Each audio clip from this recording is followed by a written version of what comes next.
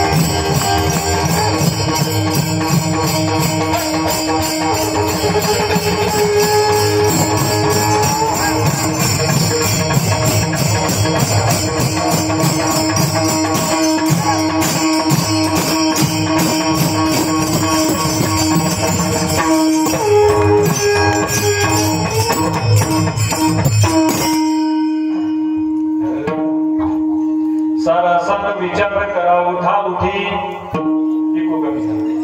नामधरा कंठी विठोबाचे तयाच्या चिंतने निर्सेल संकट तरार दुर्घट भवसिंधू जन्मुनिया गुढी वाचे स्मरे राम जरी हा चिनेम हरणीशी तयाच्या चिंतने निर्सेल संकट तरार दुर्घट भवसिंधू तुका म्हणे कोटी कुळीती पुनीत बावे गाता गीत विठोबाचे तयाच्या चिंतने निर्सेल संकट तरार दुर्घट भवसिंधू पांडुरंगा गुरु प्रथम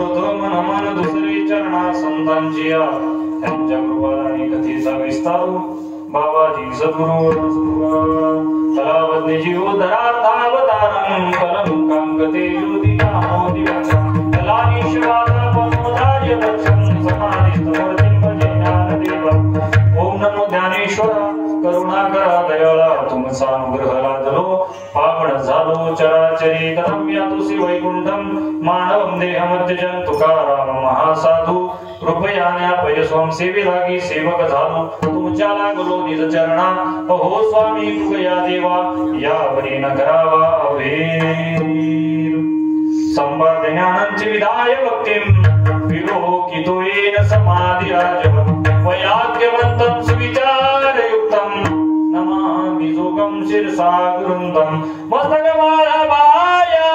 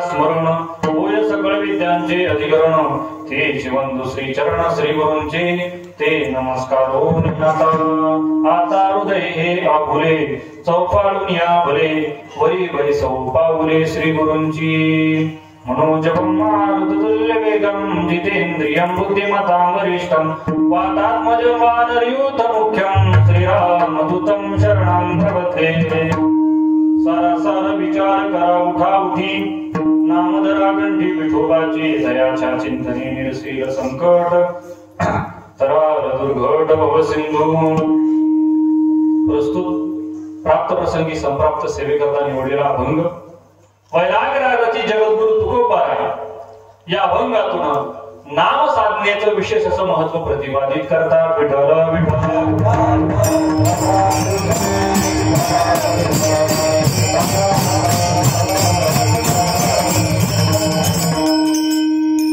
आजचा अभंग जगद्गुरु तुकोबारायांचा आहे. नाम साधनेचं विशेष महत्व प्रतिपादित करणारा अभंग आहे.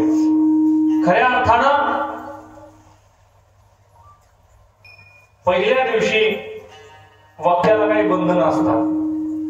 प्रत्येक 7 दिवसाचा जो कालावधी तो ठरलेला असतो आणि म्हणून पहिल्या दिवशी नामपर चिंतन व्हावं, दुसऱ्या दिवशी भक्तीपर संतपर असं करत करत उपांत्य दिवशी मागणी आणि शेवटच्या दिवशी त्या भगवान परमात्म्याचा त्या ठिकाणी आपल्याला काल्याचा प्रसंग सांगून त्या ठिकाणी आपल्याला त्या सप्ताहाची सांगता करावी लागते.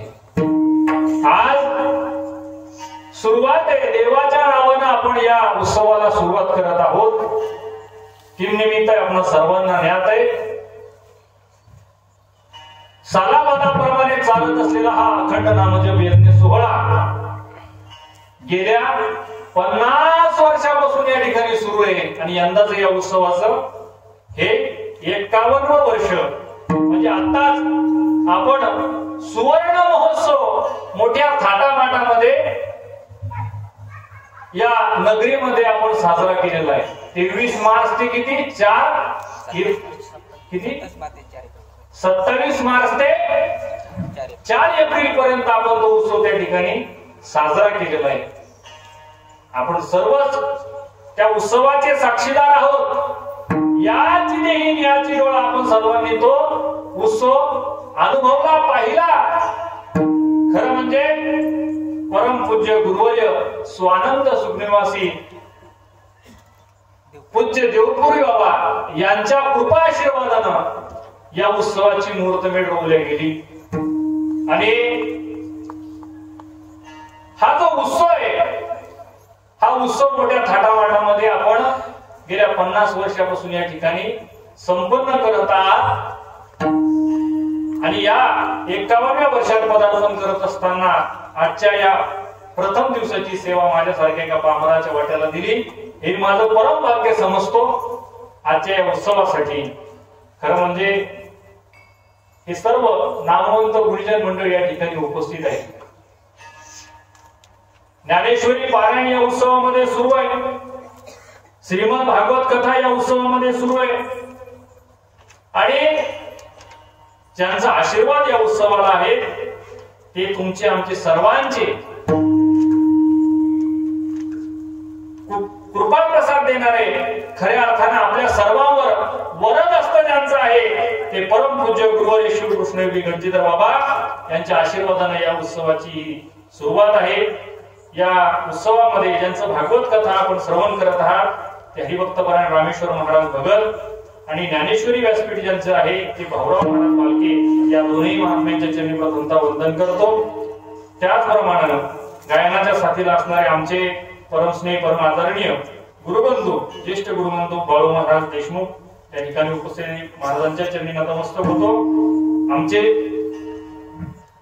गुरुबंधू हरिभक्तपरायण योगीजी महाराज सोळंकी उपस्थित आहे त्यांच्या चरणी नतमस्तक होतो।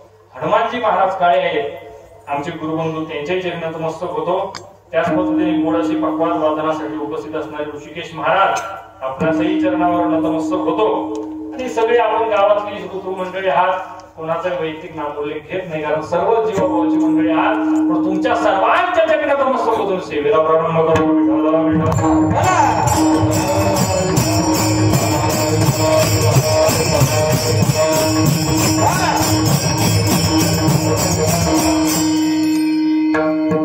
उत्सव खऱ्या अर्थाने संतांनी सुरू केलेला उत्सव आहे देवा। देवपुरी बाबांचे अगणित उपकार या मातीला लाभलेले सामान्य आहे का?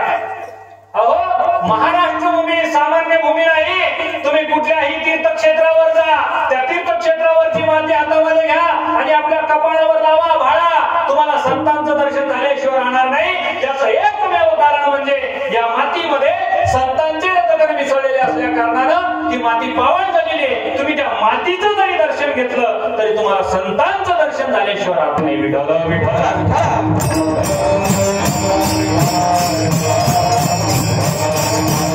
अगणित उपकार संतांचे या मातीवर आहे देवा, अगणित उपकार आहे।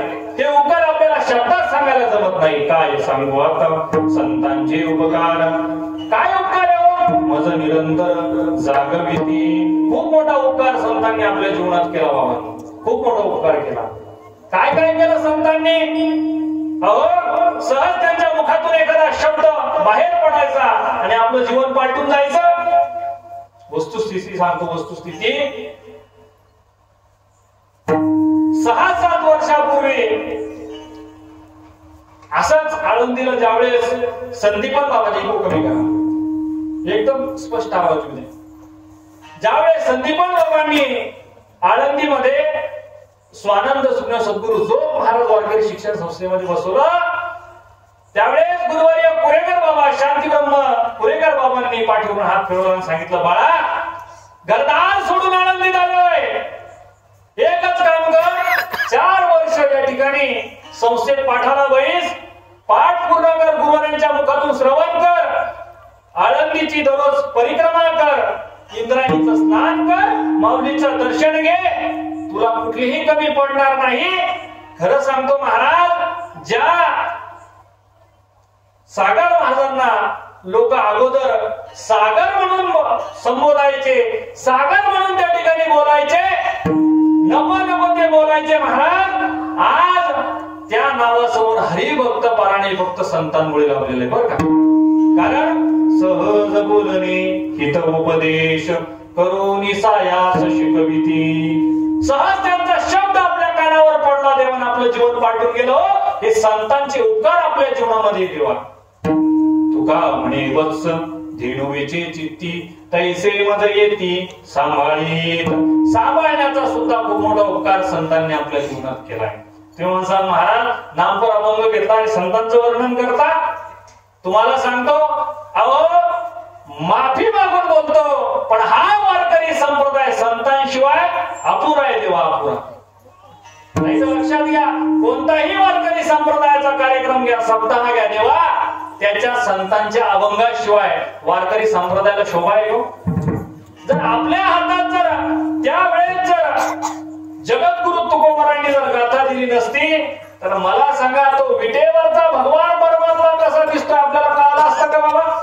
आळंदी पंढरीची वारी आपल्याला कळाली असती का?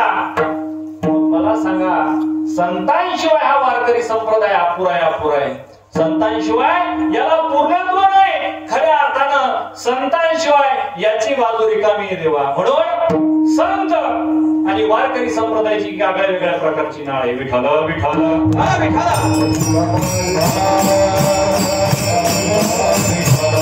या जगतामध्ये दोनच अशा व्यक्ती ज्यांना आपलं हित व्हावं वाटतं. एक म्हणजे संत आणि दुसरी म्हणजे आपली आई. आपल्या आईला लेकराचं हित व्हावं वाटतं. बसणाऱ्या माता माऊल्या या ठिकाणी बसलेल्या आहे. असं कोणत्या माता माऊलीला वाटतं का की आपल्या लेकराचं वाटोळं व्हावं? वाटतं? इथंच नाही, जगाच्या पाठीवर कुठेही गेले तरी कोणतीही माता माऊली असा विचार करणार नाही आपल्या लेकराचं वाटोळं व्हावं. प्रत्येक माता माऊलीला वाटतं आपलं लेकराचं हित व्हावं. लेकराचे हित वाहे माऊलीचे चित्त. आणि संत मायबापांना सामान्य जनाचा त्यांच्या अंतःकरणामध्ये कळवळ आहे. त्यांना सामान्य जनाचं हित व्हावं वाटतं. ऐसी कळवळ्याची जाती करी लाभा विनप्रीती. लाभाशिवाय जे तुमच्या आमच्यावर प्रेम करतात त्यांना संत म्हणतात. विठ्ठल विठ्ठल विठ्ठल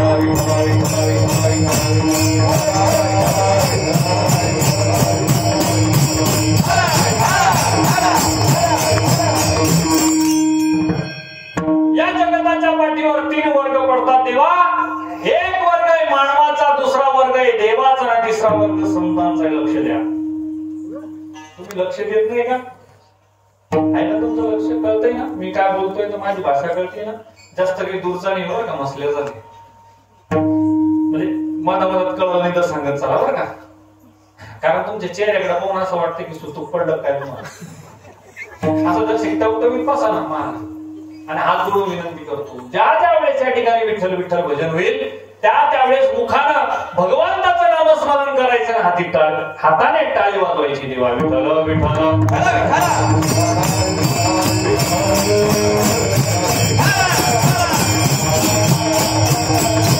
या जगतामध्ये 3 वर्ग पडतात. एक वर्ग आहे मानवाचा, दुसरा वर्ग आहे देवाचा आणि तिसरा वर्ग आहे संतांचा. मानवाचा म्हणजे तुमचा आमचा वर्ग आहे देवा. तुम्हा आम्हाला जन्माला यावंच लागतं. काय यावं लागतं? कर्म भोगण्यासाठी तुम्हा आम्हाला जन्माला यावंच लागतं देवा. अगा कर्मी जे उरावे तै सुख दुःखी फळा यावे तया ते भोगावया यावे. खऱ्या अर्थानं कर्म भोगण्यासाठी तुम्हा आम्हाला जन्माला यावंच लागतं. अजून कशासाठी यावं लागतं? जन्म गेला वासनेच्या संगे तेची अंगी झाले हरिरूप. वासना खऱ्या अर्थानं तुम्हा आम्हाला जन्माला घालत असते देवा. काय खूप मोठे उदाहरण आपल्या डोळ्यासमोर आहे. कोणतं उदाहरण आहे? अहो, ज्या भूमीला भारत भूमी म्हणून ओळखलं जातं त्या जड भरत राजाचं खूप मोठा उदाहरण आपल्या डोळ्यासमोर आहे देवा. जड भरत राजा हरणी गर्भा गेला गाला तो गातला वासनेने. वासना आणि कर्म खऱ्या अर्थानं तुम्हा आम्हाला जन्माला घालत असतं देवा. देव अवताराला आणावा लागतो आणि संत महात्मे स्वतःहून अवतीर्ण होत असतात. आपलं जे प्रारब्ध आहे देवा ते कोणतं प्रारब्ध आहे? अनिच्छा प्रारब्ध आहे. देवाचं जे प्रारब्ध आहे ते परीच्छा प्रारब्ध आहे आणि संत महात्म्यांचं जे प्रारब्ध आहे ते स्वइच्छा प्रारब्ध आहे. आपली इच्छा नसताना सुद्धा आपल्याला यावं लागतं. देवाला परीक्षा प्रारब्ध म्हणजे त्याला आणावं लागतं आणि संत महात्मे स्वइच्छा प्रारब्ध म्हणून स्वतःहून या अवनी तलावर अवतीर्ण होत असतात देवा. विठ्ठल विठ्ठल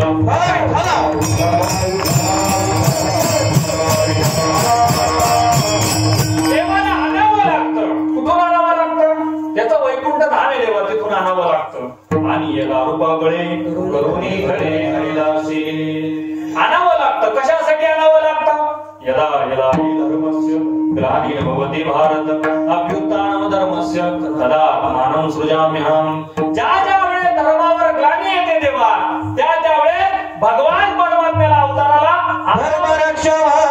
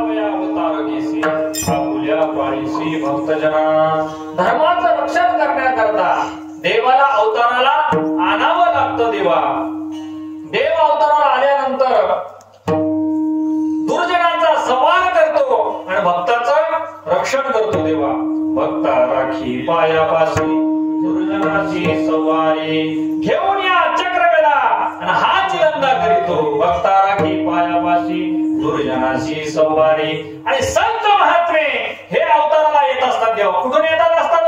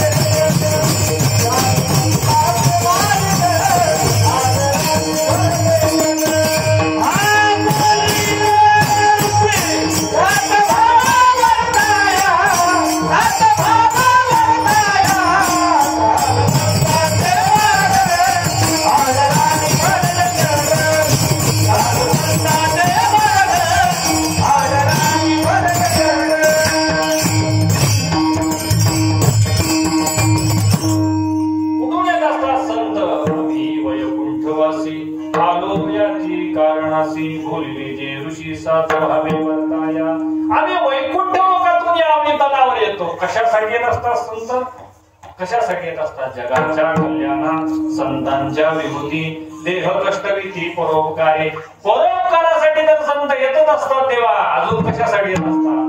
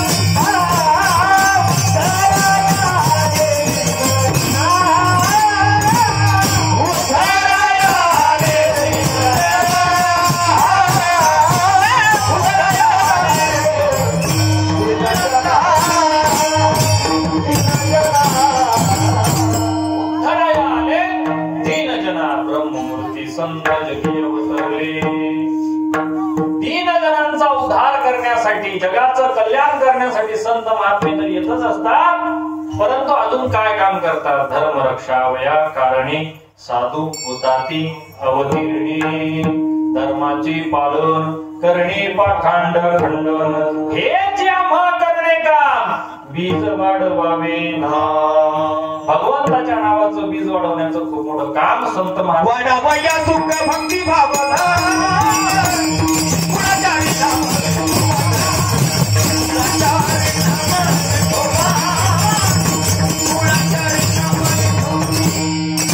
Para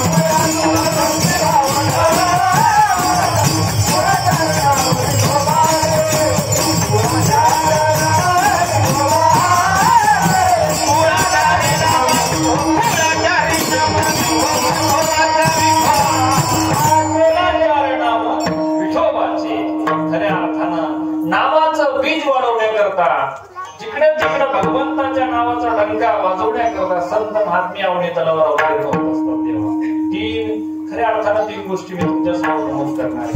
लक्ष द्या. कुत्र्याला गती सहन होत नाही, माणसाला माणसाची प्रगती सहन होत नाही, आणि साधू महात्म्याला सामान्य जनाची अधोगती सहन होत नाही. कुत्र्याला गती सहन होत नाही. दररोजचा प्रसंग आहे आपल्या सर्वांच्या जीवनातला. काय करतो कुत्र? एखादा मोटरसायकल घेऊन जात असलं तर काय करतं ते? माग लागल्याशिवाय राहत नाही. मग तुम्ही फॉर्च्युनर मधल्या गाडीत जा का BMW मध्ये जा, ते माग लागल्याशिवाय राहत नाही. कारण कुत्र्याला गती सहन होत नाही, माणसाला माणसाची प्रगती सहन होत नाही. प्रत्येकाच्या जीवनातले अनुभव आहे महाराज, प्रत्येकाच्या जीवनातले अनुभव. एक असंच जेवायला बसलो, जेवायला बसल्यानंतर तोंडात घास घालणार तेवढ्यात लाईट गेली. महाराज लाईट गेली, धावतच दारात आला आणि डोकावून पाहू लागला, आपलीच गेली का दुसऱ्याची बी गेली? आणि आपली गेली असेल आणि दुसऱ्याची असेल महाराज, असा जर फळाट होतो. लगेच वायरमॅनला फोन करे, माझीच लाईट तुला घालवायची होती का? म्हणजे दुसऱ्याची प्रगती पाहून ज्यांना दुःख होतं त्यांना माणूस म्हणतात.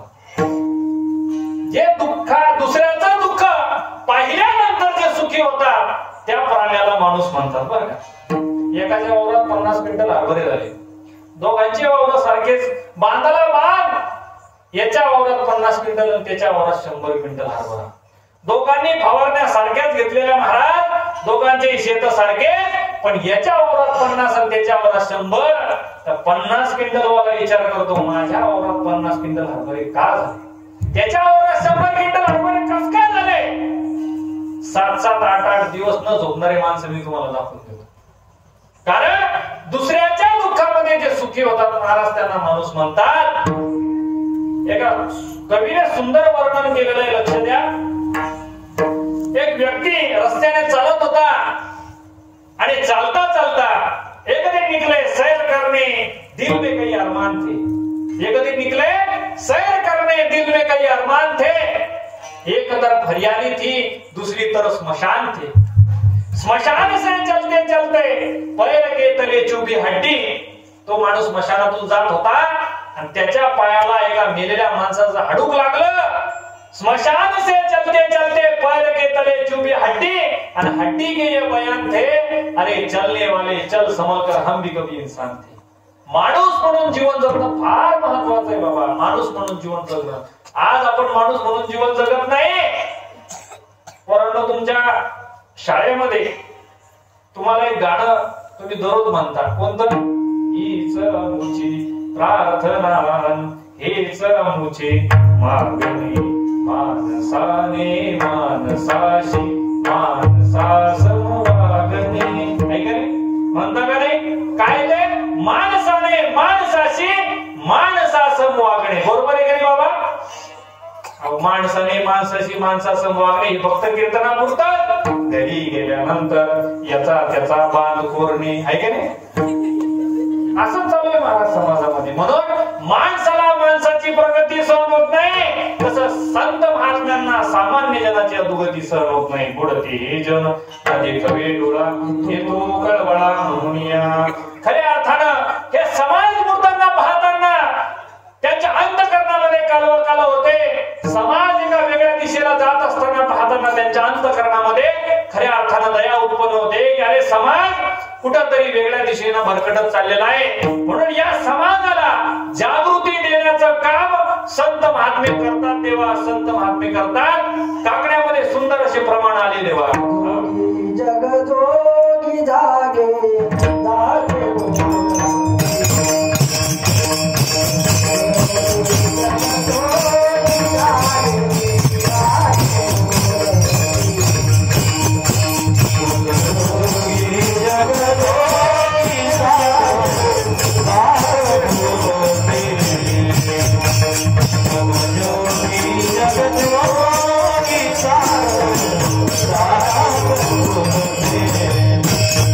Thank you.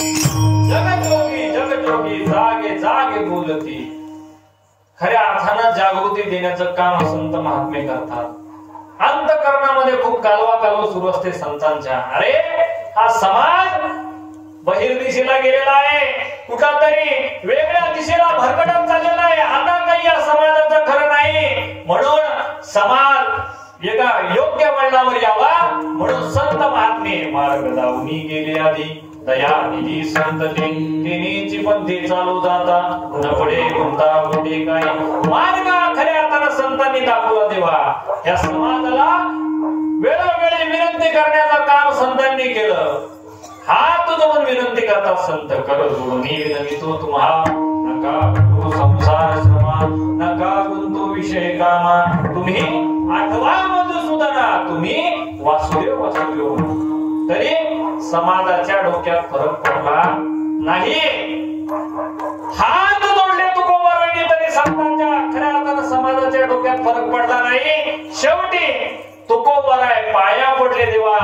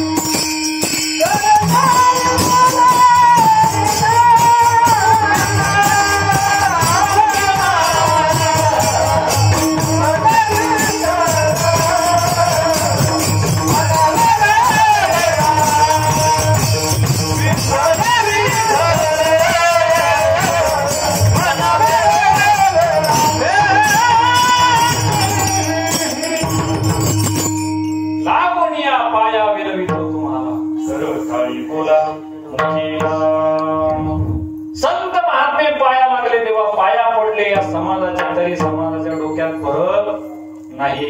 आहे का फरक? मी तुम्हाला पहिलं काय म्हटलं होतं की ज्या ज्या वेळेस विठ्ठल विठ्ठल भजन होईल त्या त्यावेळेस काय करा, मुखाने भगवंताचं नामस्मरण करा, हाताने टाळी वाजवा. महाराज तुम्ही काय सांगता आम्हाला, आम्ही तुकोबारायचं ऐकलं की तुमचं ऐकणार आहे का? लागून या पाया विनवितो तुम्हाला. तुकोबारायचा समाज ऐकायला तयार नाही, सागर महाराजचा ऐकणार आहे का? नाही देवा, हा समाज ऐकू शकत नाही. खऱ्या अर्थाने या समाजाला निरंतर जागृती आणि अशा शब्दात संत बोलले की ते शब्द ऐकायला जड जातात. काय किती सांगू तरी ना ऐकती पटकीचे, पुढे शिंदडीचे रडतील. ऐकत नाही, किती सांगतोय तरी ऐकत नाही, तरी अजून हाताने टाळी वाजवत नाही, मुखाला भगवंताचं नामस्मरण करत नाही. बरोबर आहे की नाही? विठाला विठाला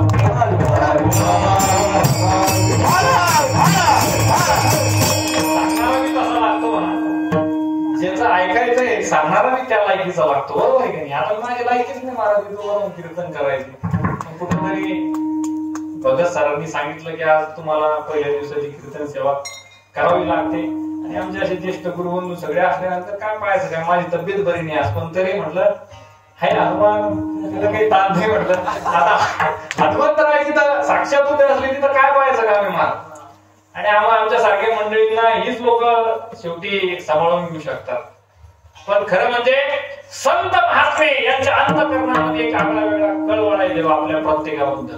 तरी आपल्या डोक्यात फरक पडत नाही. अशी भाषा वापरली की ते ऐकायला जड जाते देवा. काय माय गेली होती भूतापाशी, हरी नाही मुखाशी हरी मुडा. संतांचा शब्द निशब्द खऱ्या अर्थानं तीक्ष्ण उत्तरे हाती घेऊन बाण फिरे. आणि त्यांच्या ठिकाणी भिडभाड नाहीये, नाही भिडभाड तुका म्हणे साना थोर. असे जगद्गुरु तुकोबाराय खऱ्या अर्थानं आजच्या अभंगामध्ये नामाचं विशेष असं महत्व प्रतिपादित करताय तेव्हा. नामाचं महत्व प्रतिपादित करताय. पण तुकोबारायच्या जीवनाचा जर धांडोळा घेतला तर तुकोबारायचं जीवन म्हणजे भक्तीशी एकनिष्ठ असणारं जीवन आहे देवा. एक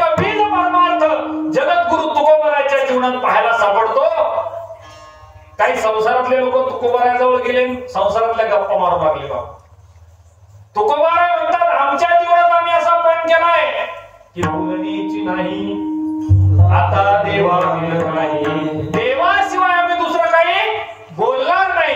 की तुकोबारांची भूमिका आहे देवा. पुढे तुकोबारांकडे काही मंडळी गेले, तुकोबाराला सांगू लागले, ओ तुकोबारा, तुमचे जे कीर्तन आहे आमच्या गावात, त्या कीर्तनासाठी आमच्या गावात एक बडे शेठ येऊन बसणार आहे. त्या शेठचं तुम्ही तुमच्या कीर्तनामध्ये वर्णन करो. तुकोबाराने खडसावून सांगितलं की अनेकांची स्तुती आम्हा ब्रह्महत्या एका पांडुरंगा वाचून या. आम्ही इतरांची स्तुती आमच्या कीर्तनात करणार नाही. अलीकडचं नाही सांगत बरं, अलीकडचा संप्रदाय नाही सांगत. अलीकडे संप्रदायामध्ये 500ची नोट पाकिटात शिल्लक भरली असती तर कोणाचाही आम्ही कीर्तनामध्ये नाम उल्लेख करतो बरं का. चुकीच आहे. कीर्तनामध्ये देवाशिवाय दुसरं काही बोलूच नाही. आणि हा पण जगद्गुरु तुकोबाराय सांभाळताना पाहता खऱ्या अर्थानं जगद्गुरु तुकोबारायचं जीवन हे भक्तीशी वाहिलेलं जीवन आहे. देवाला खऱ्या अर्थानं तुकोबाराने देवाकडे पाहावं आणि देवाला म्हणावं, देवा अरे तुझे नानावी धाम आहे, नानावी तुझे तीर्थक्षेत्र आहे, पण माझी जी वृत्ती आहे ती फक्त आणि फक्त विठ्ठल स्वरूपाशी आनंदी आहे. त्याच्यामुळं तुला सगळं व्हायला जमलं, पण माझं चित्त वाटवू नको. तुझे अवघे होऊ येथे परी मज वाटू नये चित्ते. एवढी आनंदता जगद्गुरु तुकोबारायच्या जीवनात पाहायला सापडते. ते तुकोबाराय खऱ्या अर्थानं आज नामाचं चिंतन या ठिकाणी करताय. काय नाम नाम नाम म्हणजे काय? खऱ्या अर्थानं नाम म्हणजे नाव.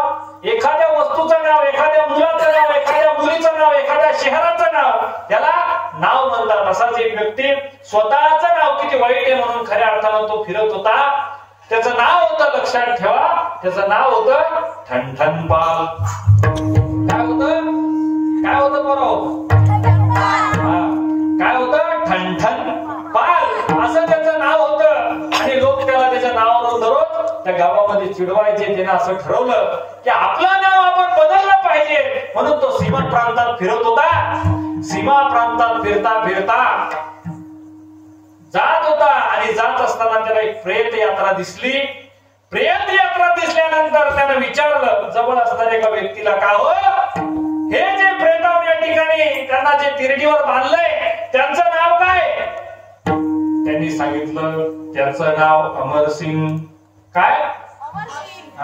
अमरसिंग त्याचं नाव आहे. थोडं पुढे गेला, हसला होता, थोडा पुढे गेला. पुढे गेल्यानंतर एक भिकारी त्याच्याकडे आला आणि याचना करू लागला, 1-2 पैसा आशीर्वाद लागेल तुमच्या मुलाले कराला, 1-2 पैसा याचना करू लागला भिकारी. याला दया आली, पण त्यानं त्याचं नाव त्या ठिकाणी विचारलं, का रे बाबा मी तुला 10ची नोट देतो पण तुझं नाव सांग. त्यानं सांगितलं माझं नाव धनपाल. काय?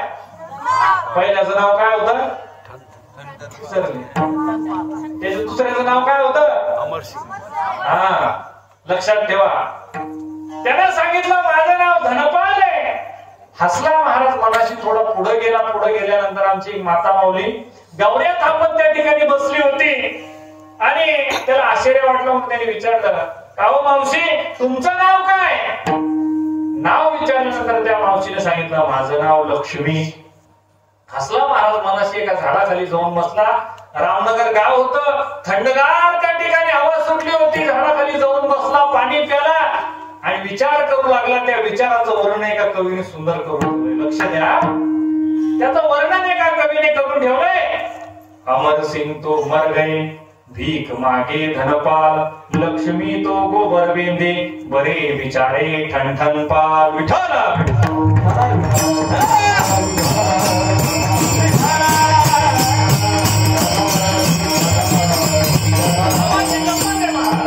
नावात काय? नावात काय? बरीच लोक म्हणते नावात काय, पण नावाचे गंमत आहे. त्या नावानं एखाद्या व्यक्तीच्या नावानं खूप मोठे कामं होत असतात. आता तुमच्याकडे बरेच लोक काही निवडून आले, काही खासदार झाले, आमदार झाले. अशी लोक ज्यावेळेस आपण एखादं काम आपली फाईल घेऊन ज्यावेळेस मंत्रालयात जातो सांगतो आणि त्यांच्या मतदारसंघातले आमचं एवढं काम करा, त्या व्यक्तीच्या नावानं खऱ्या अर्थानं आपलं त्या ठिकाणी काम होत असतं. ते व्यक्तीचं नाव एवढं महत्वाचं असतं की त्याच्या नावानं खऱ्या अर्थानं त्या मंत्रालयातलं काम होत असतं. एवढा दरारा त्या नावाचा असतो. अशी जे भोजनगरी होती आणि त्या भोजनगरीचा राजा होता राजा भोज त्या नगरीचा राजा होता. एक बाहेरच्या राज्यातला पंडित त्या राज्यात आला. अशी घटली होती की त्या राज्यातले जे कवी कालिदास नावाचे एक प्रकांड पंडित होते, एवढे मोठे पंडित होते की त्यांच्या समोर कोणी शास्त्रवाद करू शकत नव्हता. एवढे विद्वान ते पंडित होते. पण झाली अशी घटना की ते त्या राज्यामध्ये कोणाला काही न बोलता काही न सांगता एका आज्ञास्थळी निघून गेले. आज्ञास्थळी निघून गेल्यानंतर बाहेरच्या राज्यातल्या पंडितानं त्या गोष्टीचा फायदा उचलला आणि तो भोज नगरीमध्ये आला आणि राजा भोजांना म्हणू लागला, राजन, मला शास्त्रवाद करायचा आहे. तुमच्या पंडितासोबत मला शास्त्रवाद करायचा आहे. राजांना प्रश्न पडला की आता आपल्या नगरीमध्ये कवी कालिदास नाही, आता शास्त्रवाद कोण करणार? त्यावेळेस राजा आजवरून सांगितलं की मी तुम्हाला 2 दिवसात पत्र लिहून कळवतो. बाहेरच्या राज्यातला पंडित वापस फिरला आणि राजा भोज नगरीमध्ये फिरत होते, अस्वस्थ होते आणि त्यांची ती भावमुद्रा पाहिल्यानंतर एक गांगुतिरी नावाचा एक व्यक्ती त्यांच्या जवळ आला. आता गांगुतिरीचं वर्णन असं आहे, त्याला एक डोळा नाहीये, धोतर घातलेलं आहे आणि खऱ्या अर्थानं तो राजाजवळ येतो. राजाला म्हणतो, राजन, आपण दुःखी दिसता, कष्टी दिसता, आपण खऱ्या अर्थानं तुम्हाला काही अडचण आहे का? त्यावेळेस राजा म्हणू लागतो की गांगू, अरे तुला मी माझी अडचण सांगून काय करू? खऱ्या अर्थानं मी तुला अडचण सांगू शकत नाही. गांगुतिरी म्हणतो, मला फक्त तुम्ही अडचण सांगून पहा, त्याच्यावर नक्की मी उपाय सांगितल्याशिवाय राहणार नाही. राजा म्हणतो, बाबा अशी घटना आहे, कवी कालिदास राज्यात नाही, बाहेरच्या राज्यातला पंडित आपल्या राज्यात येतो, शास्त्रवाद करू इच्छितो, पण आपल्या राज्यामध्ये पंडितच नसल्यामुळे खऱ्या अर्थानं मी हतबल झालेलो आहे. त्यावेळेस गांगुतिरी सांगतो, राजा तुम्ही समोरच्या राज्यातल्या पंडिताला पत्र लिहा की कवी कालिदास राज्यात नाहीये, पण त्यांचे गुरु तुमच्या सोबत शास्त्रवाद करतील. कवी कालिदासाचे गुरु तुमच्या सोबत शास्त्रवाद करतील असं पत्र तुम्ही लिहून कळवा. त्यावेळेस राजाला प्रश्न पडला, अरे कवी कालिदासाचे गुरु कोण होईल? त्यावेळेस तो गांगुतिरी म्हटला, महाराज, मी होईल कवी कालिदासाचा गुरु. आता त्या गांगुतिरीला काहीच येत नव्हतं, महाराज अडाणी होता तो, काहीच कळत नव्हतं, शास्त्र काय असतं काहीच ज्ञान नव्हतं त्याला. पण त्यावेळेस राजांना पर्याय नव्हता. राजांनी पत्र लिहिलं. 2 दिवसानंतर शास्त्रवाद ठरला. त्या ठिकाणी गांगुतिरी आलेला आहे. समोरच्या राज्यातला पंडित येऊन बसलेला आहे. गांगुतिरी आला आणि गांगुतिरी एक डोळा नाहीये, डोक्यावर पगडी आहे, बाराबंदी घातलेली आहे, धोतर आहे, एका हातात 7 भाकऱ्या आणि एका हातात मडकं दह्याचा गाडगा घेऊन त्या ठिकाणी आलेला आहे. आता शास्त्रवाद सुरू होणार. सगळे लोक आश्चर्यचकित मुद्रेने त्या ठिकाणी पाहत होते आणि शास्त्रवाद त्या ठिकाणी सुरू झाला. समोरच्या राज्यातल्या पंडितांना 1 बोट वर केलं. कवी कालिदासाच्या गुरुने 2 बोट वर केली. समोरच्या राज्यातल्या पंडितानं 5 बोट वर केली. कवी कालिदासाच्या गुरुनं ती मूठ वळली महाराज आणि त्याला मूठ दाखवली. समोरच्या राज्यातल्या पंडितानं 7 बोट वर केली. कवी कालिदासाचे गुरु म्हणजेच गांगुतिरीनं त्याच्यात मधात आडवी रेष ओढली आणि समोरच्या राज्यातल्या पंडितांना विचारलं, कुठे असं विचारल्यानंतर दह्याचं गाडगं समोर केलं. समोरच्या राज्यातल्या पंडितांना हात जोडले सांगितलं, मी शास्त्रवाद हरलो. कळालं तुम्हाला? हा, काय कळालं तुम्हाला? विठ्ठल विठ्ठल. समोरच्या राज्यातल्या पंडितांना सांगितलं, मी शास्त्रवाद हरलो. आणि अशा वेळेस शास्त्रवाद हरल्यानंतर इकडे गांगुतिरीची मिरवणूक सुरू झाली. गांगुतिरीला सोन्यानं त्या ठिकाणी मोहरा, त्या ठिकाणी हिरे जवाहरात त्या ठिकाणी सगळं देण्यात आलं. काही जमीन त्याला भेट देण्यात आली. तिकडे मिरवणूक त्या गांगुतिरीची सुरू होती. पण राजा खऱ्या अर्थानं उत्सुक होता. यांचं जे संभाषण झालं, यांचा जो शास्त्रवाद झाला ते ऐकण्यासाठी. म्हणून राजानं त्या समोरच्या राज्याच्या पंडिताला थोडं बाजूला बोलून घेतलं. अरे बाबा, तुम्ही जो शास्त्रवाद केला आम्ही त्याच्यापासून अनभिज्ञ आहोत, आम्हाला माहित नाही काय घडलंय. त्यावेळेस तुम्हाला सांग नेमकं कसं घडलं. त्यावेळेस त्यांनी सांगितलं, महाराज, मी 1 बोट वर करून सांगितलं, ब्रह्म एक आहे. तुमच्या कवी कालिदासाच्या गुरुने सांगितलं ब्रह्म एक नाही, ब्रह्मन माया सोबत आहे, म्हणून 2 बोट वर केली. मी म्हटलं हा देह पंचमहाभूतापासून बनलेला आहे. कवी कालिदासाच्या गुरुने सांगितलं या देहामध्ये सृष्टीमध्ये पंचमहाभूत एकत्र नांदतात, म्हणून मूठ वळली म्हणे त्याने. मी 7 बोट वर करून सांगितलं 7 समुद्र आहे या जगतामध्ये, 7 समुद्र आहे. पण कवी कालिदासाच्या गुरुनं मधात आडविरी सोडली, सांगितलं मधात मेरू पर्वत आहे. मग मी विचारला मेरू पर्वत कुठे, मग दह्याचं गाडगं समोर करून सांगितलं दधी समुद्राचं बळ. शास्त्रवाद संपला. कवी कालिदासाचे गुरु शास्त्रवाद जिंकले, मी शास्त्रवाद हरलो. पण महाराज किती काही झालं तर गावच्या सरपंचाला पोलीस पाटलाला माहित असतं की आपल्या गावातले माणसं कसे. म्हणजे राजाला माहित होतं गंगोत्री कसा आहे, त्याला काय येतं राजाला माहित होतं. राजा हसला, निघून गेला. तो समोरच्या राज्यातला पंडित निघून गेला. राजानं मग गंगोत्रीला बोलवलं, सांगितलं का रे बाबा तुला नेमका शास्त्र एवढा कुठून शिकला, तुला एवढं शास्त्र कसं जमलं. त्यावेळेस गंगोत्री म्हणे महाराज कशाचं शास्त्र हो, कशाचं शास्त्र, मी थापा मारल्या त्या बरोबर जाऊन बसल्या. पण कशा बसल्या बरोबर जाऊन सांगतो मी मला. त्यावेळेस गंगोत्री सांगू लागला म्हणे समोरच्या राज्यातल्या पंडितानं 1 बोट वर केलं, त्याला असं वाटलं याला एकच डोळा आहे, याचा दुसरा डोळा काढून घेतो म्हणून 1 बोट वर केलं. मी पण काही कमी नाही म्हणे महाराज, मी 2 बोट वर करून सांगितलं तो 2 डोळे काढून घेतो. त्याने 5 बोट वर करून सांगितलं, 5 बोट वर केले. आपल्या राज्यात येऊन दादागिरी करतो, पंजा दाखवतो, मला हात दाखवतो. त्यावेळेस मी त्याला मूठ वळले सांगितलं दादागिरी करायची नाही, एका बुक्कीचा थोडा हात काढला. असं केल्यानंतर त्याने 7 बोट वर करून त्याला असं वाटलं की हा खऱ्या अर्थानं दादागिरीची भाषा करतोय, म्हणजे नक्की 7 भाकऱ्या खाणारा असावा. म्हणून त्याने 7 बोट वर केली. मग मी म्हटलं मी खातो 7, 3.5 सकाळी खातो, 3.5 संध्याकाळी खातो. म्हणून मी मधात आडवी सोडली. मग त्याने विचारलं कशासोबत खातो, म्हणून मी दह्याचं गाडगं समोर केलं. विठ्ठल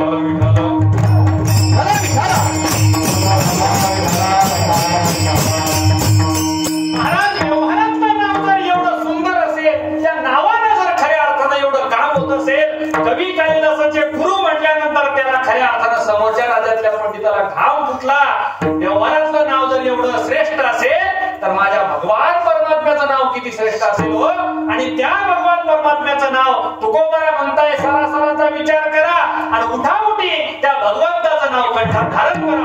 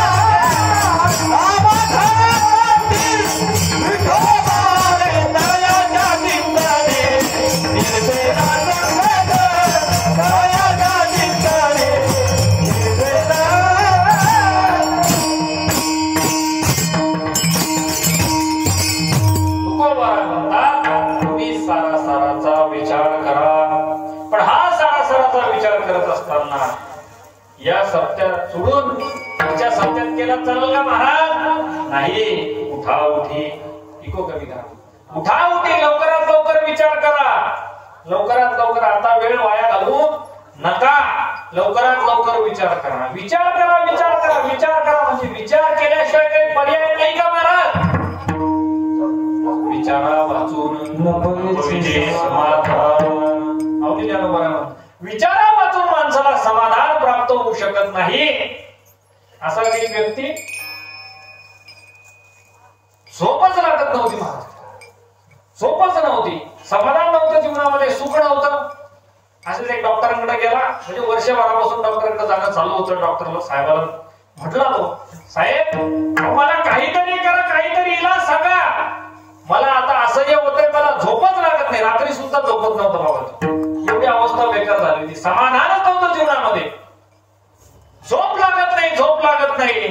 डॉक्टर साहेबाला सांगितलं, वाटलं आता हे गिराईक आपल्या लायकीचं राहिलं नाही, आपल्याबद्दल आता खेळ उरला नाही, म्हणून त्याने सांगितलं जा रामनगर मध्ये सप्ताह बसला. सप्ताह बसल्यानंतर तिथं दुपारी प्रवचन चालणार, ते महाराज तुला प्रवचन झाल्यानंतर उपाय नक्की सांगितल्याशिवाय राहणार नाही. आला महाराज रामनगर मध्ये, रामनगर मध्ये आला, दुपारचं प्रवचन झालं आणि महाराज प्रवचन त्या व्यासपीठावर खाली उतरता न उतरता लगेच त्याने प्रश्न टाकला, महाराज मला झोप लागत आहे, हो वर्ष झालं मला झोप नाही, झोप नाही, मला त्या डोळ्याला डोळा नाही, काहीतरी उपाय सांगा. महाराजांना कळालं ही गिराईक आपलं नाही, म्हणून महाराजांनी एक काम केलं, काय त्याला एक उपाय सांगितला. महाराज कीर्तनकार महाराज लोक हे काय सांगतील कधी काही सांगता येत नाही, ते वरच्या एखाद्याला जिवंतही करू शकतात कीर्तनामध्ये आणि लगेच मारूही शकतात महाराज.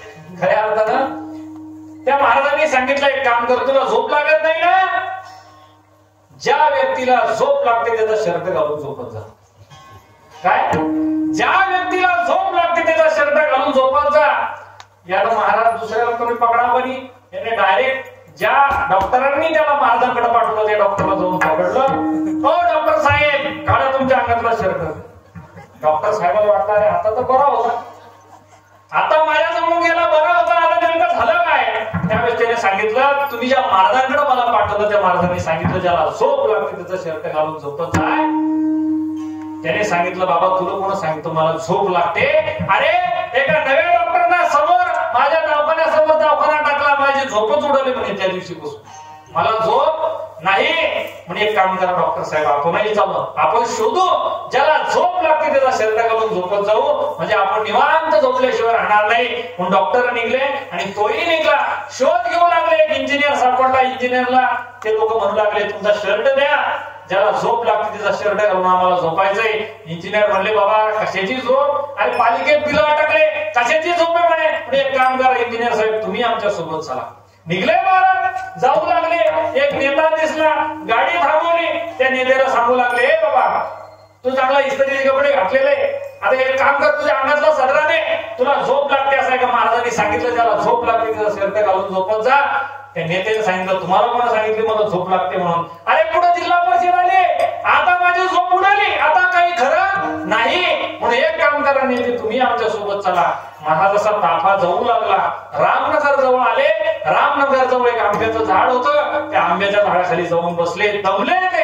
आता त्यांना व्यक्ती सापडत नव्हता, पण अक्षरशः त्याच शेतामध्ये एक मोलमजुरी करणारा एक शेतकरी त्या ठिकाणी त्यांना दिसला, ज्याच्या अंगावर काही नाही, फक्त त्यानं मुंडा असं बांधलेलं आहे, खाली धोतर घातलेलं आहे, आणि तो रानामध्ये त्या ठिकाणी काम करत होता. त्याने पाहिलं, त्याची बायको भाकऱ्या घेऊन येताना त्याला दिसली. त्यानं लगेच त्या ठिकाणी विहिरीमध्ये बकेट टाकली, बकेटून पाणी काढलं, हातपाय तोंड धुतले. एक जवळच झाड होतं, त्या झाडाखाली त्या ठिकाणी ते दोघेही नवरा बायको बसले. त्या बाईनं तिथं त्या ठिकाणी भाकरी वाटली, त्या भाकरीवर ठेचा दिला, त्याच्यावर तेल वाटलं. यानं 2-3 भाकरी फस्त केल्या. महाराज पाणी प्याला, तांब्यावर पाणी त्या ठिकाणी प्याला, आणि जवळ त्याच्या जवळ बूट होता, बूट त्या बूट उशाला घेतला आणि 5 मिनिटात घोरायला. 5 मिनिटात घोरायला लागल्यानंतर ही सगळं दृश्य ती लोक पाहत होती.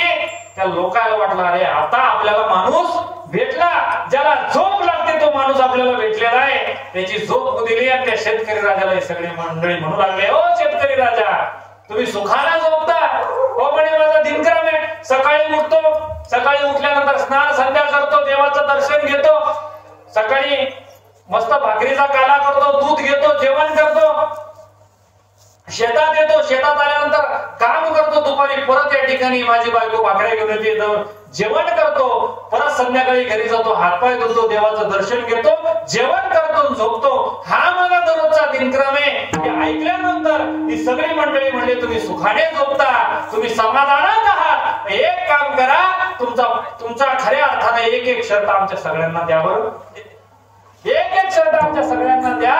त्यावेळेस तो शेतकरी दादा हसू लागला आणि तो शेतकरी दादा म्हणतो, अरे दादांनो, माझे गरीबाची चेष्टा करता, अरे माझ्या अंगावर एक साधा कपडा नाही, माझ्या अंगात शर्ट नाही, मला सांगा माझ्या अंगात शर्ट नसताना मी तुम्हाला कसा शर्ट देणार आहे.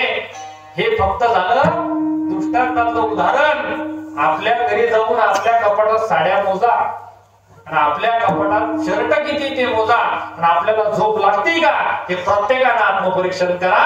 ज्याला खऱ्या अर्थानं जीवनात समाधान आहे, ज्याच्या जीवनामध्ये खऱ्या अर्थानं भक्ती आहे, ज्याच्या जीवनामध्ये परमार्थ आहे, तो व्यक्ती सुखानं झोपू शकतो. महाराज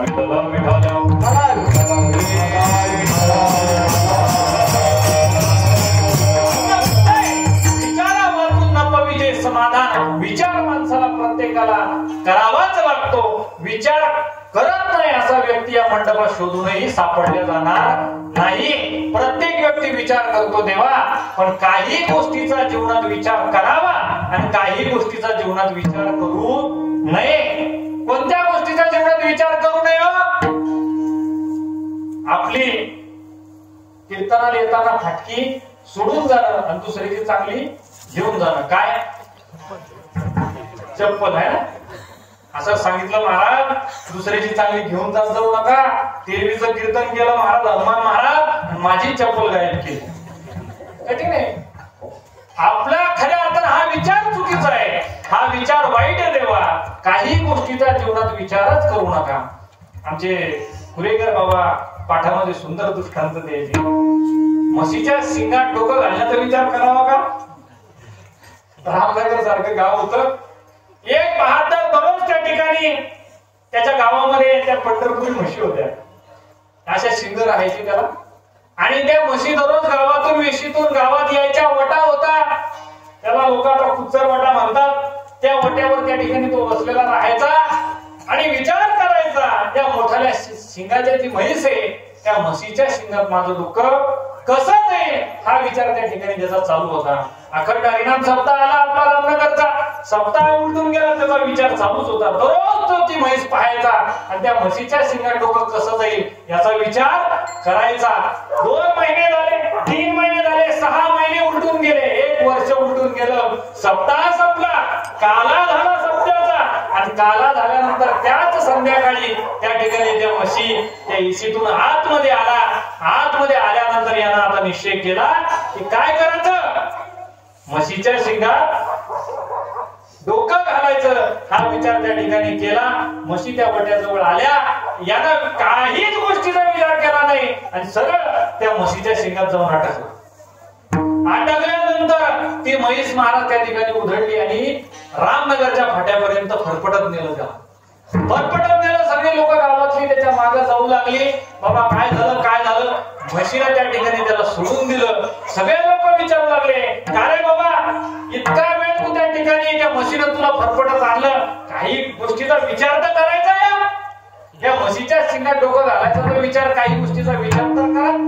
खऱ्या अर्थानं असा विचार म्हटल्यानंतर तो व्यक्ती सांगू लागला, अरे बाबा तुम्ही मला सांगू नका, या गोष्टीचा विचार मी 1 महिना नाही, 2 महिने नाही, 3 महिने नाही, 6 महिने नाही, वर्षभरापासून विचार करतोय. कशाचा? म्हशीच्या शिंगात डोकं घालायचा. हा विचार चांगला आहे का बाबा? नाही. या गोष्टीचा विचार जीवनात कदापि माणसाने करू नये. कोणत्या गोष्टीचा विचार करावा? सार काय, आसार काय, सारासाराचा विचार करायचा आहे. तेव्हा सार काय? सार भगवंताचं नाव सार आहे. सार सार सार विठोबा नाम तुझे सार, म्हणून शूळपाणी जपत आहे वारंवार. खऱ्या अर्थानं भगवंताचं नाव सार आहे आणि आसार हा संसार आहे. देवा फलकटतो संसार सार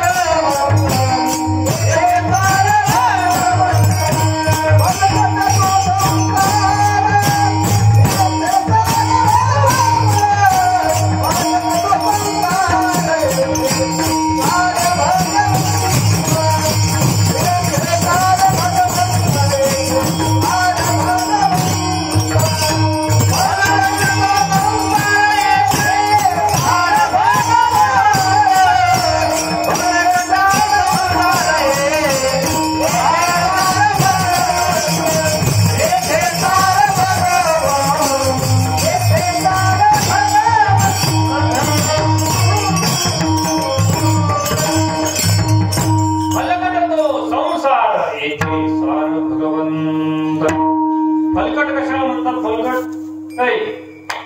फलकट कशाला म्हणतात?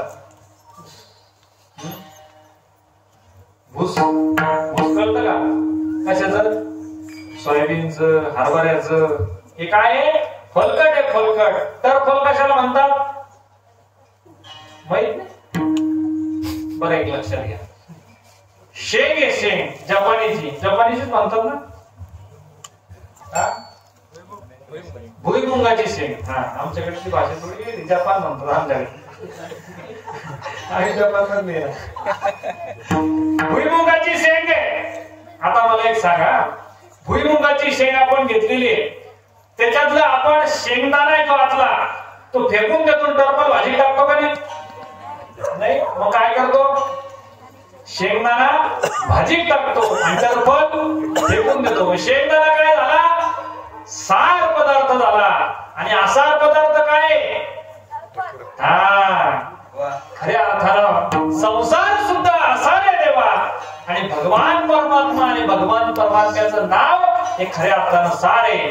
सार सार सार विठोबा नाम तुझे सार, म्हणून शुळ पाणी जपत आहे वारंवार.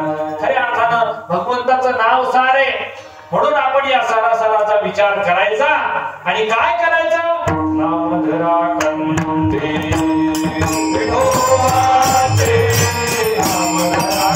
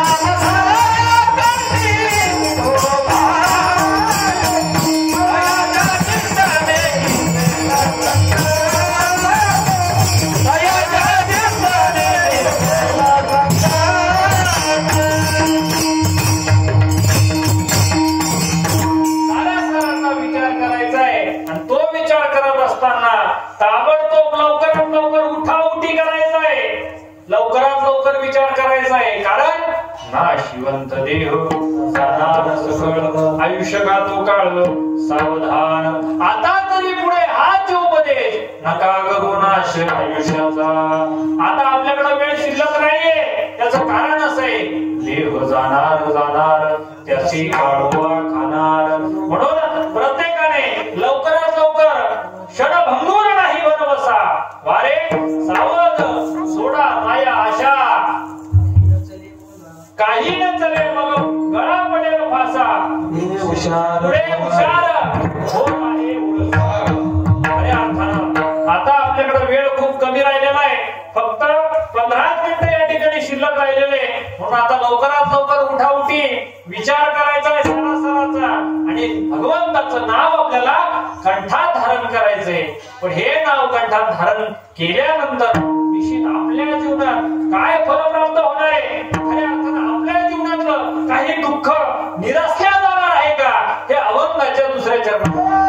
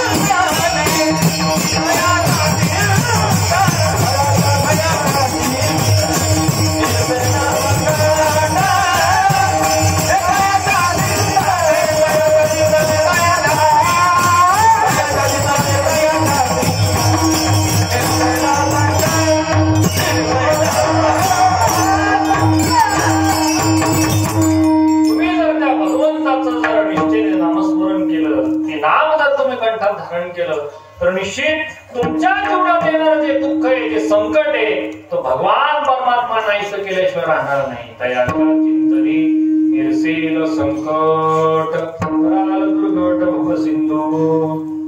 एक प्रसंग तुमच्या या संबंधाने सांगून जाईल. मध्यंतरीच्या काळामध्ये डॉक्टर नीतू मांडके नावाचे खूप मोठे हार्ट स्पेशलिस्ट होऊन गेले. जिवंत उदाहरण बघा, हृदयरोग तज्ञ होते. आपल्या देशातल्या अनेक मोठमोठ्या लोकांची त्यांनी हृदयाची शस्त्रक्रिया त्यांनी केलेली आहे. Doctor Neetu Mandke sir heart specialist होते. पण दुर्दैव पहा, ते नीतू मांडके सर एके दिवशी हार्ट अटॅकने गेले. म्हणजे ज्यांच्याकडे खऱ्या अर्थानं अनेक डॉक्टरांनी शिक्षण घेतलं, ते डॉक्टर यंत्रणा सगळी त्यांच्या आजूबाजूला होती. ज्या लोकांचा देवावर विश्वास नाही ना, त्या लोकांसाठी खऱ्या अर्थाने खूप मोठं उदाहरण आहे. आणि ते डॉक्टर नीतू मांडके सुद्धा त्यांचा देवावर विश्वास नव्हता. लक्ष देऊन फक्त हा प्रसंग डोळ्याखालून झाला. फक्त मी जे सांगतोय ते फक्त डोळ्यासमोर चित्रण कशा पद्धतीनं घडलं असेल. डॉक्टर नीतू मांडके सर यांनी अनेक लोकांची हृदयाची ऑपरेशन केली आणि भारत सरकारला असं वाटलं की खऱ्या अर्थानं या व्यक्तीचा आपण सन्मान केला पाहिजे. म्हणून डॉक्टर नीतू मांडके सरांना भारत सरकारने एक पत्र लिहिलं की साहेब, तुम्ही आतापर्यंत अनेक लोकांच्या हृदयाची ऑपरेशन करून तुम्ही खऱ्या अर्थानं रुग्ण सेवा केलेली आहे. भारत सरकारला तुमचा सत्कार करायचा आहे, तुमचा सन्मान करायचा आहे, तर तुम्ही उद्या सकाळी 10 वाजेपर्यंत दिल्ली येथे पोहोचा.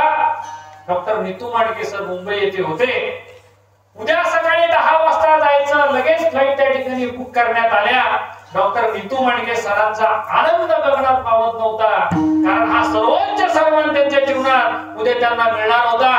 डॉक्टर नीतू मांडके सर दुसऱ्या दिवशी सकाळी 5 वाजेची त्यांचं विमान होतं. विमानतळावर नीतू मांडके सर पोहोचतात. विमानात त्या ठिकाणी बसतात. बसल्यानंतर विमान त्या ठिकाणी उडू लागतं आणि हवेत ज्या वेळेस विमान होतं, आकाशात होतं, त्यावेळेस त्या विमानाचा जो पायलट असतो तो सूचना सर्व पॅसेंजरला देतो की हवामानात बदल झाल्यामुळं आपल्याला या ठिकाणी आता इमर्जन्सी हे विमान खाली उतरावं लागत आहे. म्हणून आता ही फ्लाईट कॅन्सल झालेली आहे. आता दुसरी फ्लाईट नाही. हवामानात बदल झाल्यामुळं बाहेर दो पाऊस पडत असल्या कारणानं आता विमान पुढे जाऊ शकत नाही. नाईलाज झाला. नीतू मांडके सरांना अजूनही कालावधी शिल्लक होता.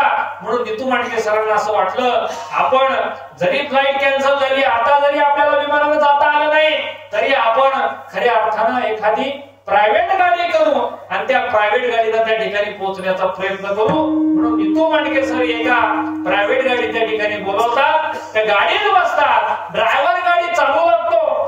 प्रवास सुरू होतो. प्रवास सुरू होतो. समोर धो पाऊस कोसळतोय. विजांचा कडकडाट त्या ठिकाणी होतोय. समोरची गाडी त्या ड्रायव्हरला दिसत नाही. एवढा धो पाऊस त्या ठिकाणी सुरू होता. असाच एक भला मोठा पूल आला. त्या पुलाच्या खालून एक छोटासा रस्ता जात होता. ड्रायव्हरची नजर चुकली. त्याने त्या छोट्याशा रस्त्यानं गाडी टाकली. 50, 60, 70 किलोमीटर गाडी पुढे गेल्यानंतर ड्रायव्हरच्या लक्षात आलं, आपण आता मुख्य रस्त्यापासून एका विरुद्ध रस्त्याला आणि चुकीच्या रस्त्याला या ठिकाणी आलोय. ड्रायव्हरने गाडी थांबवली. समोर एक छोटीशी झोपडी होती. नीतू मांडके सरांना ड्रायव्हर सांगू लागतो की आपण आता त्या सोहळ्यात जाऊ शकत नाही. आता आपण खऱ्या अर्थानं तो सोहळा 10 वाजेची वेळ आणि आपल्याला आता 9 या ठिकाणी वाजताय. आपण त्या सोहळ्याच्या ठिकाणी जाऊ शकत नाही. म्हणून नीतू मांडके सरांना नाईलाज झाला. दुःख अंतःकरणामध्ये होतं की आपण त्या सोहळ्याला त्या ठिकाणी पोहोचू शकत नाही. पण लक्षात घ्या, वस्तुस्थिती फार भयानक आहे. समोर असा प्रसंग घडला. नीतू मांडके सर गाडीतून उतरतात. त्यांना आता कुठेतरी आसरा पाहिजेत होता. म्हणून समोर एक झोपडी त्यांनी पाहिली. त्या झोपडीजवळ नीतू मांडके सर जातात. झोपडीचा दार ठोठावतात. समोर एक सुंदर स्त्री बाहेर येते. नीतू मांडके सर त्या ठिकाणी सांगतात, बाई, आम्हाला या ठिकाणी आता काही काळ विश्रांती हवी आहे. आम्ही थोडा काळ या ठिकाणी थांबू शकतो का? बाहेर धो पाऊस सुरू आहे. त्यावेळेस त्या माता माऊलीने स्वागत केलं. आत बोलावलं. त्या माता माऊलीला माहित नव्हतं हा व्यक्ती कोण आहे. त्यावेळेस नीतू मांडके सर त्या ठिकाणी खुर्चीवर बसतात आणि ती माता माऊली त्या सरांसाठी, त्या आलेल्या पाहुण्यांसाठी चहा टाकण्यासाठी स्वयंपाकघरात जाते. दृश्य असं आहे समोरचं, एक छोटासा पाळणा आहे, त्या पाळण्यामध्ये भगवान श्रीकृष्णाची मूर्ती ठेवलेली आहे आणि त्या चुलीवर तो चहाचा त्या ठिकाणी ते पातेलं ठेवलेलं आहे. आता चहाची तयारी ती माता माऊली चालू आहे आणि त्या ठिकाणी ते पाळणा जो आहे त्या पाळण्याला छोटीशी दोरी बांधलेली आहे आणि त्या माता माऊलीच्या हाताला ती दोरी बांधलेली आहे. ज्या वेळेस ती माता माऊली घरात काम करण्यासाठी फिरते त्यावेळेस तो पाळणा अलगद त्या ठिकाणी हलू लागतो. आता चहा त्या चुलीवर ठेवलेला आहे आणि त्या माता माऊलीचं त्या ठिकाणी भजन सुरू झालं. श्री कृष्ण गोविंद हरे मुरारी हे नाथ नारायण वासुदेव, श्री कृष्ण गोविंद हरे मुरारी हे नाथ नारायण वासुदेव. हे भजन त्या ठिकाणी त्या माता माऊलीचं सुरू आहे. सगळं चित्र त्या ठिकाणी नीतू मांडके सर पाहत आहे आणि पाहिल्यानंतर ते मनाशी हसतात आणि ती माता माऊली ज्यावेळेस त्या चुलीवरचा चहा उतरू जातो त्यावेळेस ती माता माऊली चहा घेऊन त्या ठिकाणी नीतू मांडके सरांजवळ येते. त्या माता माऊली भानावर येते आणि नीतू मांडके सरांना चहा त्या ठिकाणी नेऊन देते. नीतू मांडके सरच्या हातात घेतात पण म्हणतात, माऊली तुला एक प्रश्न विचारू का? ती माऊली म्हणतात, हा विचारा, तुम्ही मला प्रश्न विचारा. त्यावेळेस नीतू मांडके सर म्हणतात, माऊली तुम्ही आता जे काही करत होता, तुम्ही जे भगवंताचं भजन करत होता, तो भगवंत तुम्ही कधी पाहिलाय का?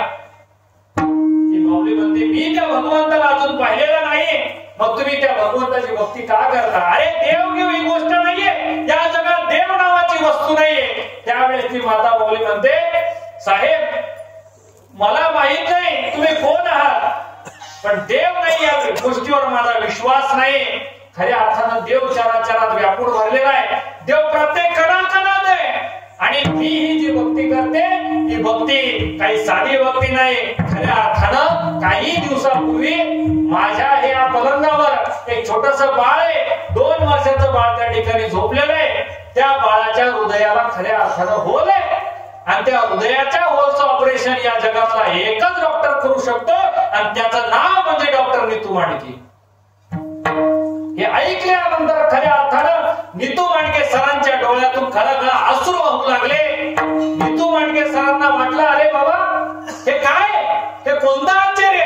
मला जायचं होतं पुरस्कार सोहळ्यासाठी आणि मी आज एका माता माऊलीच्या घरामध्ये त्या ठिकाणी या बाळासमोर या ठिकाणी उभा आहे. हे काय आश्चर्य? आणि हे प्रसंग पाहत असताना त्या माता माऊलीला खऱ्या अर्थानं वाईट वाटतं. साहेब तुम्ही का रडताय? त्यावेळेस नीतू मांडके सर म्हणतात की तू जगातल्या ज्या डॉक्टरांना या ठिकाणी शोधत आहे किंवा ज्या डॉक्टरांना खऱ्या अर्थानं तुझ्या बाळाचा इलाज करण्यासाठी तू शोधत आहे, ज्या डॉक्टरांची तुला गरज आहे तो नीतू मांडके खऱ्या अर्थानं तुझ्या समोर आज उभा आहे. ही फक्त आणि फक्त एका भक्तीची ताकद आहे, नामस्मरणाची ताकद आहे. त्या माऊलीने निष्ठेनं त्या ठिकाणी भगवंताचं नामस्मरण केलं तर त्या भगवंतानं तो पुरस्कार त्या ठिकाणी सोहळा सोडून खऱ्या अर्थानं नीतू मांडके सरांना त्या माऊलीच्या घरामध्ये पाठवलं. ही खऱ्या अर्थानं नामस्मरणाची ताकद आहे आणि ही ताकद खऱ्या अर्थानं आपल्या जीवनातलं संकट नाहीसं करण्यासाठी ताकद आपल्या पाठीशी उभी राहते. त्याच्यासाठी फक्त एकच करावं लागेल. काय करावं लागेल? भगवंताचं नामस्मरण करावं लागेल. याच्यासाठी आपण प्रत्येकाने दोन्ही हात वरती करायचे आणि एकदा भगवंताचं या ठिकाणी नामस्मरण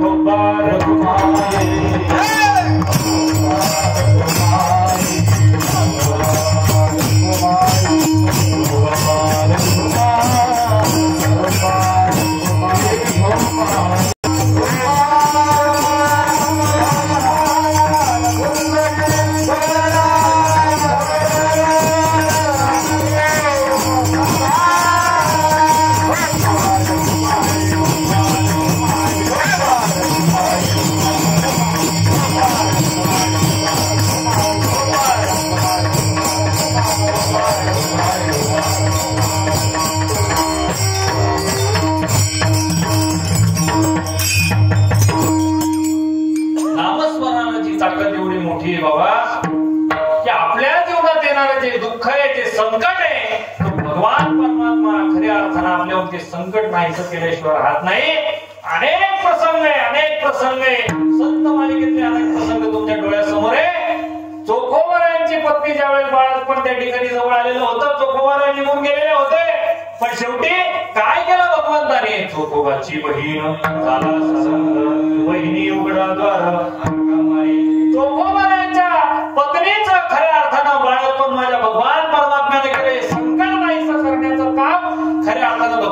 केलं. म्हणून आपण सर्वांनी त्या भगवंताचं नामस्मरण नित्य आपल्या जीवनात आपण केलं पाहिजे. या नामस्मरणानं आपल्या जीवनातलं संकट नाहीसं होईल. अजून काय होईल? तराल दुर्गम हा भवरूपी जो संसार आहे तो निश्चित आपण उतरून गेल्याशिवाय राहणार नाही. कारण आपल्याला जर त्या भगवंताचं नामस्मरण केल्यानंतर जर त्या भगवंताची प्राप्ती झाली तर आपण मोक्षाला प्राप्त होऊ. निश्चितच या अवनी तलावर आपल्याला परत जन्म घ्यायचं काही कारण उरणार नाही. म्हणून आपल्याला जर या भवरूपी संसारातून जर तरुण जायचं असेल तर त्या भगवंताचं नामचिंतन करणं फार गरजेचं आहे. आणि हे नामस्मरण दिवस रात्र दिनरजनी हाची धंदा आणि गोविंदाचे पोवाडे या न्यायाने जर आपण केलं तर निश्चित आपल्या जीवनामध्ये उत्कर्ष झाल्याशिवाय राहणार नाही. मग तुम्ही कोणत्याही कुळामध्ये जन्माला या, तिथं काही बंधन नाही. आणि म्हणून तुकोबाराय म्हणतात जन्मुनिया पुढे वाचेस मरे राम दरी भाचिने बहर्निशी. जन्मुनिया पुढे आता या चरणामध्ये गंमत आहे पहा.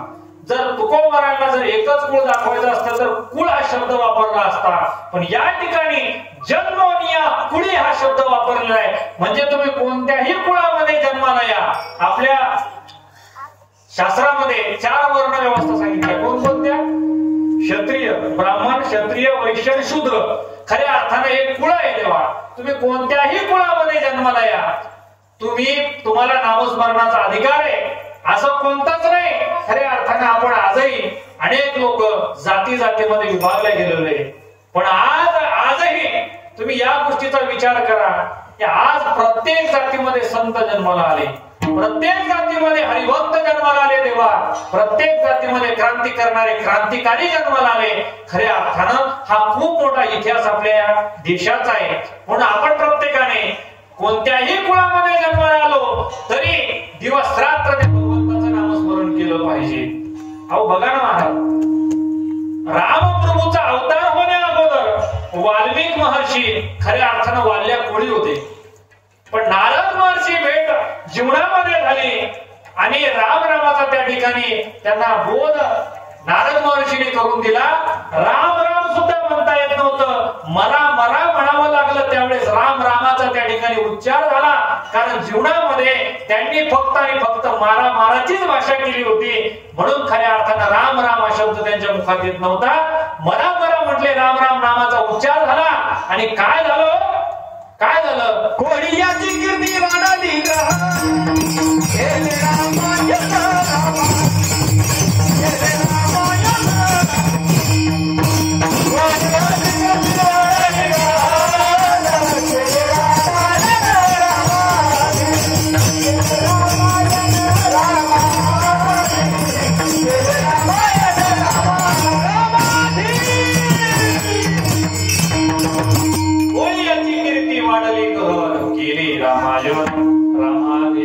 भगवान प्रभू श्री रामचंद्राच्या जन्माच्या अगोदर वाल्मिक महर्षीने रामायण लिहून ठेवलं. कशाच्या बळावर बाबा?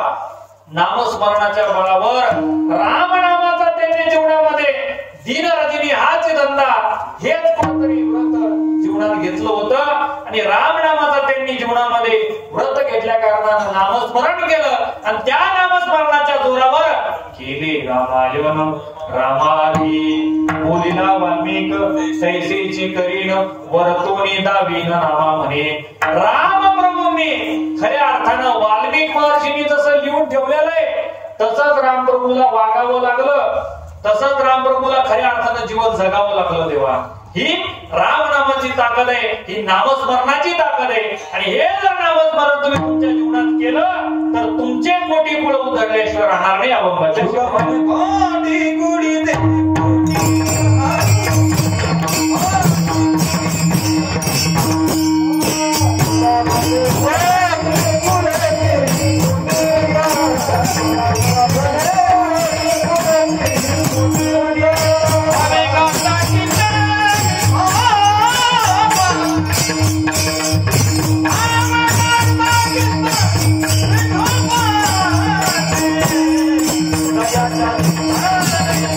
Yeah.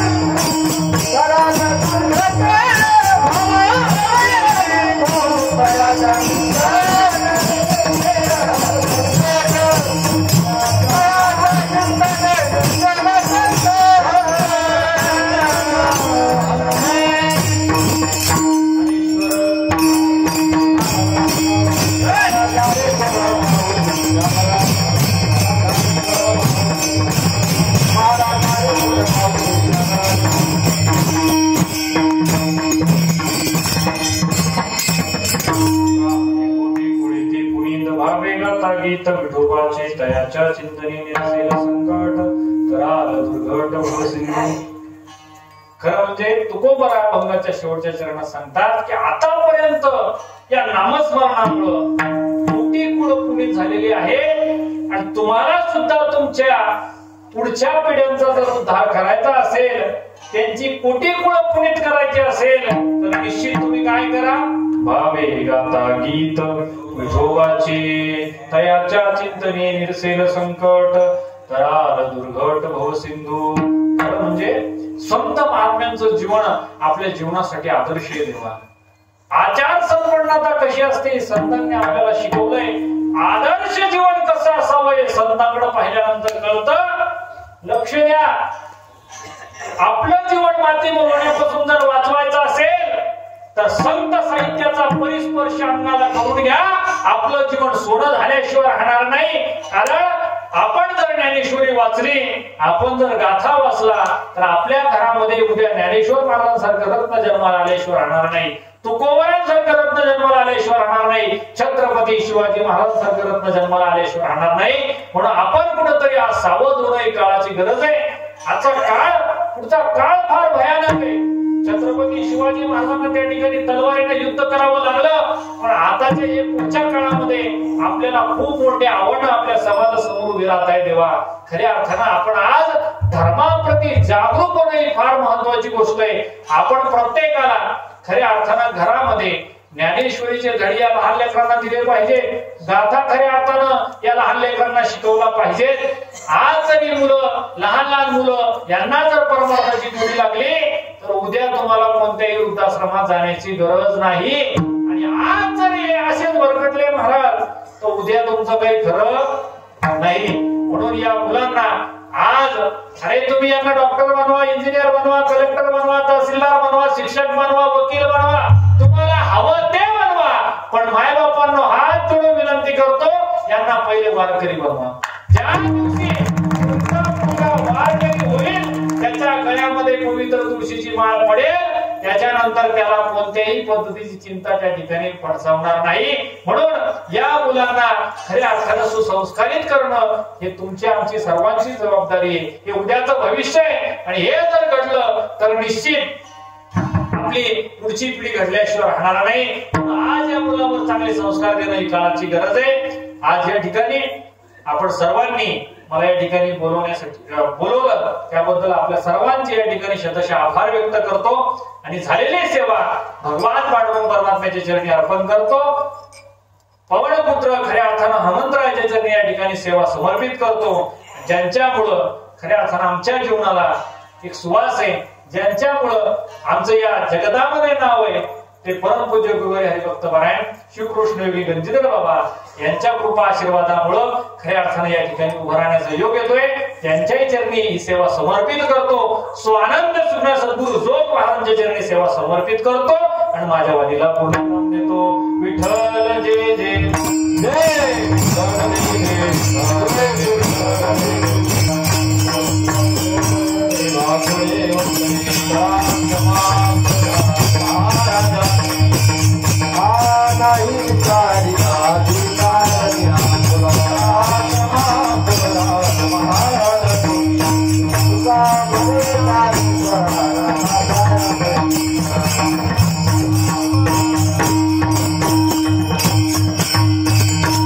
आदरणीय हरिभक्त पारायण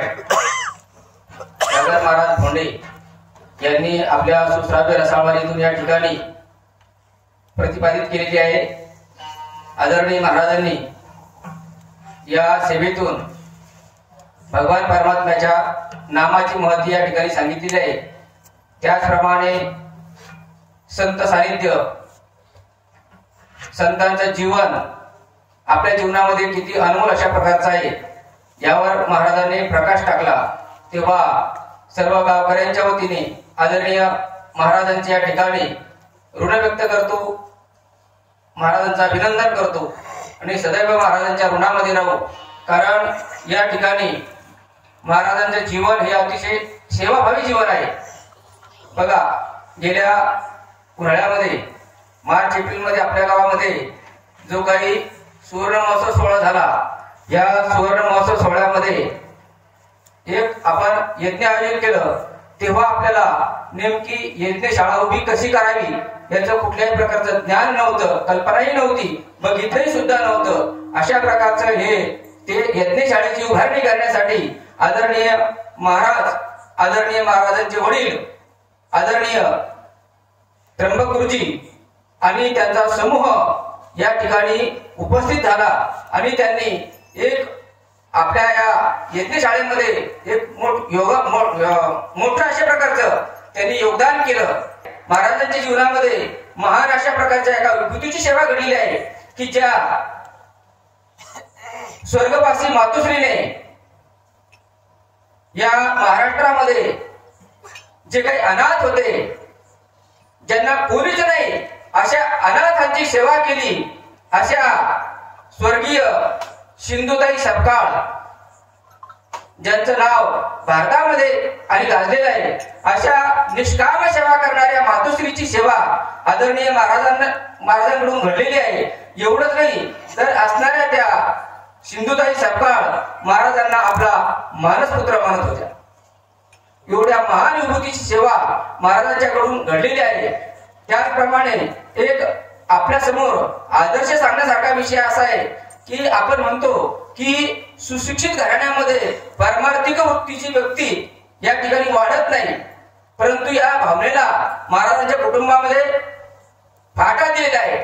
आदरणीय महाराजांचे वडील सेवानिवृत्त शिक्षक आहे, त्याचप्रमाणे आई सुद्धा सेवानिवृत्त शिक्षिका आहे. अशा सुसंस्कृत सुशिक्षित घराण्यामध्ये वास्तविकता महाराजांच्या वडिलांनी महाराजांना कलेक्टर बघण्याचं स्वप्न बघायला पाहिजे होतं, परंतु त्यांचा संकल्प होता की या ठिकाणी आपण जरी या ठिकाणी यांना कलेक्टर बनू शकलो किंवा त्यापेक्षा अनेक काही बनू शकलो तरी सुद्धा जीवनामध्ये समाधान प्राप्त होणार नाही. तेव्हा महाराजांच्या आई वडिलांनी महाराजांना आणि अशा प्रकारे एक विष्णू भक्त वैष्णव कीर्तनकार तर आहेच आहे, परंतु विष्णू भक्त आणि वैष्णव घडावा अशा प्रकारची त्यांच्या जीवनामध्ये संकल्पना होती. तेव्हा त्यांना कीर्तनकार बघल्यानंतर त्यांच्या जीवनामध्ये केवढा आनंद होत असेल ही कल्पना करण्यासारखा विषय आहे. असो अशा प्रमाणे या ठिकाणी आज आणि तो संपन्न झाला.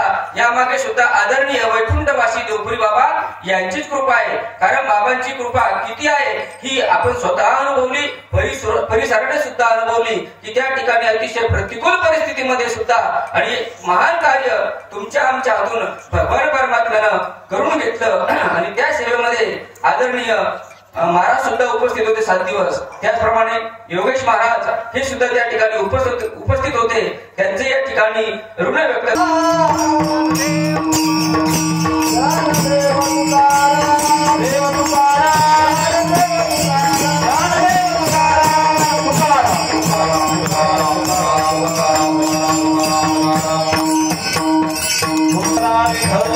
Hare